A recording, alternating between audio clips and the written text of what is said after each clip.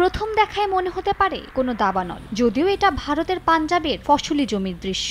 বায়ু দূষণের কারণে যখন হিমশিম অবস্থা দিল্লিবাসীর, তখন কৃষকদের এমন কর্মকাণ্ড সমালোচনার জন্ম দিচ্ছে।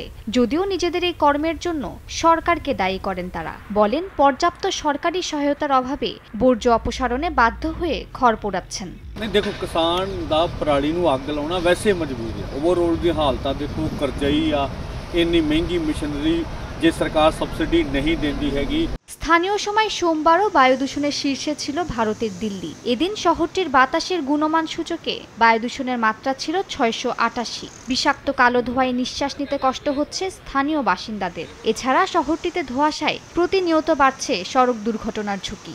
बच्चों की पढ़ाई का नुकसान हो रहा है, लोग मॉर्निंग वॉक पे नहीं जा पा रहे हैं, सांस लेने में मुश्किल हो रही है। गवर्नमेंट को इसके लिए कुछ करना चाहिए।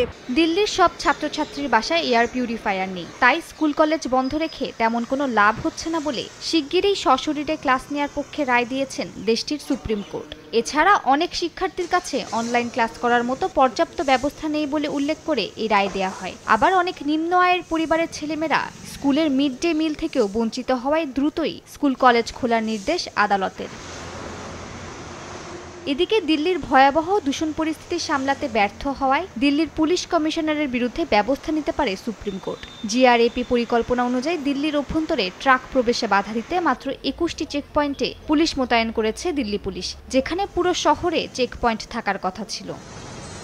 মালিহা সুহরাওয়ার্দী, সময় সংবাদ।